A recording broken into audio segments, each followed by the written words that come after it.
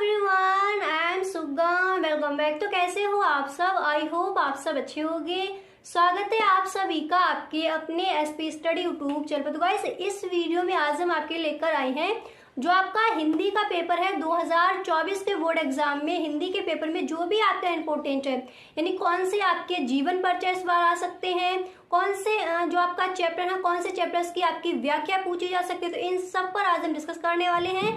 तो वीडियो आपको पूरा देखना है, इस वीडियो को आप बिल्कुल भी स्किप ना करें। और यदि आपको वीडियो अच्छा लगे तो इस वीडियो को आप एक लाइक जरूर कर दें। ओके गाइस, देख लीजिए हिंदी के सभी महत्वपूर्ण प्रश्न जो भी आपके इम्पोर्टेंट है, सभी क्वेश्चन आपको इस वीडियो में बताए जाएंगे। और जो आपका पेपर है 2024 के बोर्ड एग्जाम में आने वाला है वो भी आपको यहाँ पर बताया जाएगा।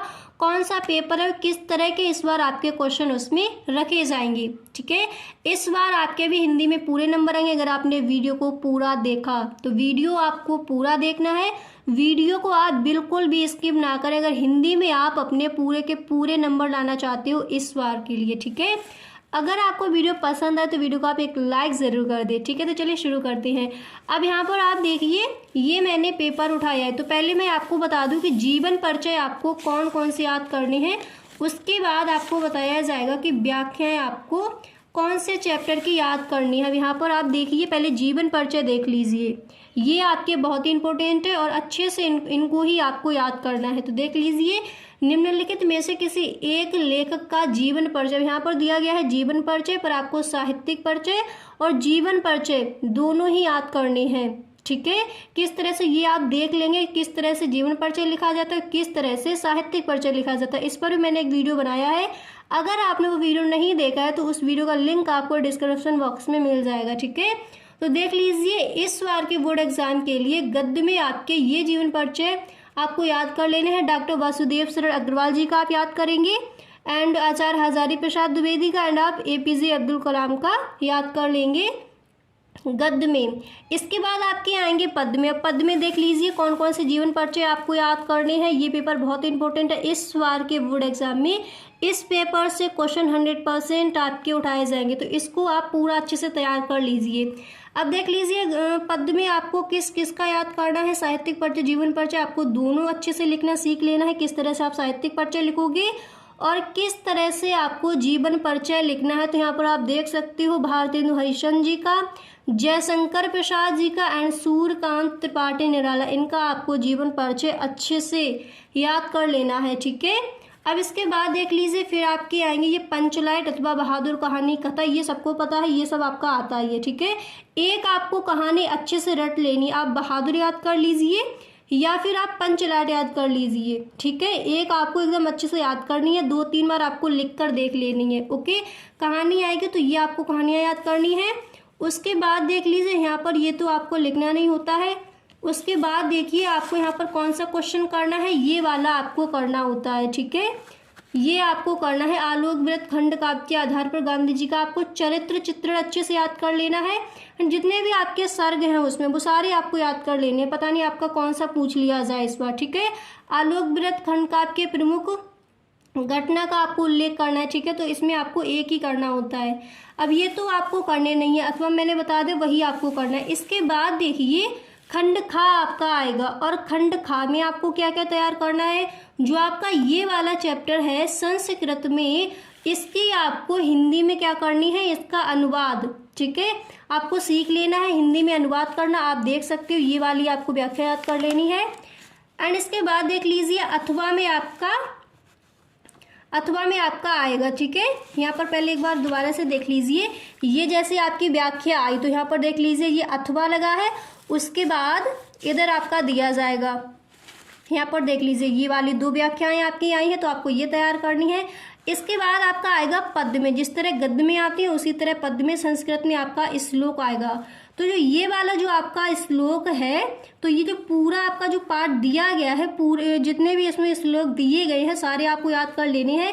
100% हर बार उस चैप्टर से आपके पूछे ही जाते हैं। ठीक है, ये वाला जो आपका श्लोक दिया गया है आप देख सकते हो बुक में, वहां से आपको जितने भी श्लोक है सारे श्लोक आपको अच्छे से याद कर लेने हैं। ठीक है, इतना करने के बाद फिर यहाँ पर आप देख सकते हो, अब इसके बाद आप देख लीजिए, यहाँ पर देखिए आपका नवा जो प्रश्न है वो दिया गया है कि निम्नलिखित में से किन्हीं 2 प्रश्नों का उत्तर आपको संस्कृत में देना। तो यहाँ पर आप देख सकते हो इस तरह से आपको दिए जाएंगे। अब यहाँ पर देखिए जो आपके ये दिए गए हैं, तो ये नहीं कि इस बार भी आपके यही आ जाए, तो आपको जो भी आपके इम्पोर्टेंट है संस्कृत में जो आपके क्वेश्चन है तो वो आपको और भी याद कर लेनी है, ठीक है, और 2 का आपको आंसर देना है। अब यहाँ पर ये देख लीजिए जो 10वां आपका क्वेश्चन है, तो इस बार के बोर्ड एग्जाम के लिए आपको शांतरस, रौद्ररस और करुरस जो आपका है वो आपको याद कर लेने हैं उदाहरण सहित, ठीक है, इतना ही आपको याद करना है, एक आपका आ जाएगा उसी में से। शांतरस अथवा रौद्ररस की परिभाषा लिखकर उसका उदाहरण दीजिए। तो यहाँ पर आपको शांतरस, रौद्ररस और करुरस भी आपको याद कर लेना है उदाहरण सहित। इसके बाद देखिए जो अलंकार, अनुप्रास अलंकार अथवा संदेह अलंकार की परिभाषा उदाहरण सहित दीजिए, यही आपको याद करनी है। चौपाई छंद अथवा रोला छंद की परिभाषा वो आपको यही याद करनी है। और यहाँ पर देखिए निबंध आपको अच्छे से याद कर लेने। इस बार का जो बोर्ड एग्जाम हुआ था उसमें कई बच्चों के निबंध जो हैं वो छूट गए थे। पेपर आपको थोड़ा स्पीड में लिखना है ताकि आपकी कोई भी चीज़ वहाँ पर छूटे ना। तो यहाँ पर आप देख सकते हो निबंध आपको यही याद कर लेने, विज्ञान, वरदान, अभिशाप, ये तो आपको याद करना ही है। एक आपको जनसंख्या पर भी याद कर लेना, अच्छे से हो जाएगा, 1-2 बार आप पढ़ के देख लेना, ठीक है। उसके बाद भ्रष्टाचार कारण या निवारण, ठीक है, साहित्य के, ये आपको नहीं करना, ये इस बार नहीं आ सकता है, पर आपको इसकी जगह जो जनसंख्या है उस पर आपको याद कर लेना। जनसंख्या के बढ़ते हुए कार्य समस्याएं वो सब आपको याद कर ली। भारतीय समाज और नारी ये आपको देखना है, ठीक है। अब इसके बाद देखिए यहाँ पर निबंध आप अच्छे से याद कर लेंगे, ओके। अब इसके बाद देख लीजिए जो आपका व्याकरण है उससे देखिए ये आपके आएंगे, संधियां इस तरह से आएंगे, जो भी है आप यहाँ पर देख सकते हो और इनको आपको अच्छे से तैयार कर लेना है, ठीक है। देखिए आप क्वेश्चन देख सकते हो, 12 का नंबर दिया गया है, ये 2 इसमें दिए गए थे, 3 दिए गए थे। उसके बाद खा नंबर देखिए दिया गया था, निम्नलिखित में से किसी एक पद का विग्रह करके समास का नाम लिखना था यहाँ पर, ठीक है। अब इसके बाद यहाँ पर आप देख सकते हो कि आत्म शब्द का षष्ठी विभक्ति द्विवचन रूप होगा, वो आपको यहाँ पर बताना था। इसके बाद देख लीजिए यही आपके क्वेश्चन आए थे, ओके, यहाँ तक आपने देख लिया। अब आप इधर देखिए, निम्नलिखित में से किसी एक शब्द का संस्कृत प्रत्यय लिखिए। अब जो ये छोटी छोटी चीज़ें हैं ये आपको अभी से सीख लेनी, अभी आपके पास टाइम है तो अभी से इन चीज़ों को आप सीख लीजिए, ठीक है। इस तरह से सीखिए कि एक भी आपकी छोटे छोटे जो जैसे आपकी संधि विच्छेद है, समास विग्रह, एक भी चीज़ आपके वहाँ पर छूटे ना, ठीक है। नेक्स्ट आपका क्वेश्चन है कि रेखांकित पदों में से किसी एक पद में प्रयुक्त विभक्ति तथा संबंधित नियम का उल्लेख कीजिए, ठीक है। उसके बाद आपके यहाँ पर आए थे कि निम्नलिखित में से किन्हीं 2 वाक्यों का संस्कृत में आपको अनुवाद करना था, वो तो आप अच्छे से कर ही लोगे।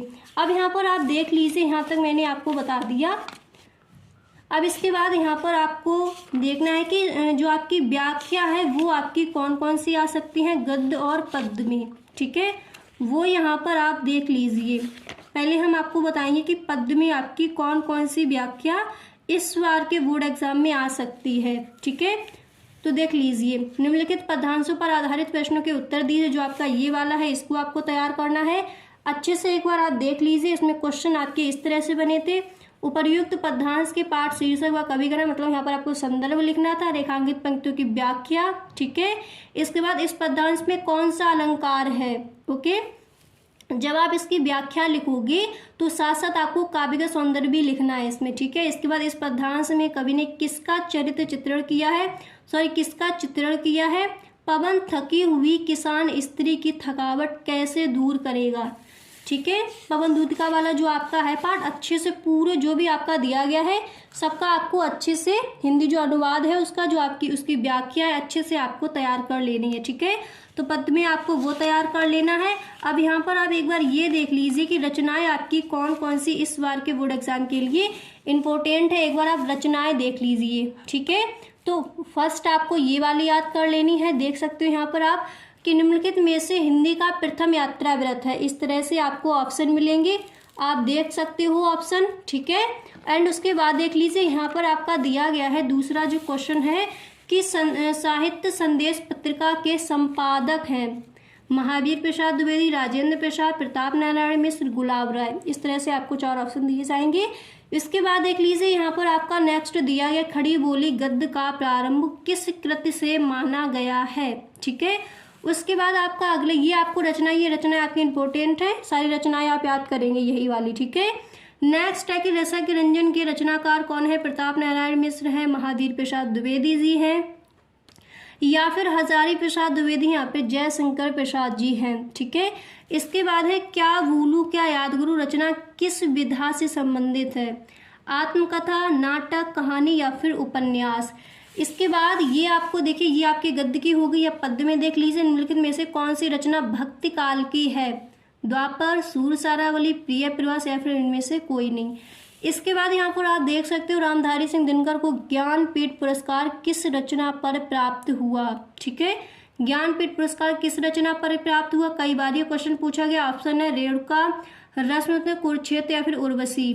इसके बाद यहाँ पर आप देख सकते हो अगला प्रश्न आपका यहाँ पर दिया गया है कि रीत काल के किस कवि ने वीर रस की रचना की है? घनानंद, भूषण बिहारी या फिर सेनापति। इस तरह से आपके जो आपकी रचना है वो आपको तैयार करनी है, ये वाली। नेक्स्ट है यहाँ पर कबीर बाणी के डिक्टेटर हैं, कथन है जयशंकर प्रसाद का, नंद दुलारे वाजपेयी का, आचार्य हजारी प्रसाद द्विवेदी का, रामचंद्र शुक्ल जी का।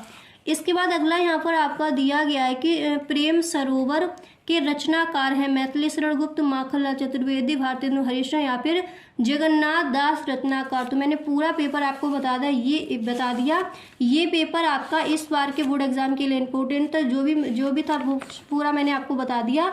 अगर आपको ये वीडियो पसंद आया है तो इस वीडियो को आप एक लाइक ज़रूर कर दें। Okay, thank you so much.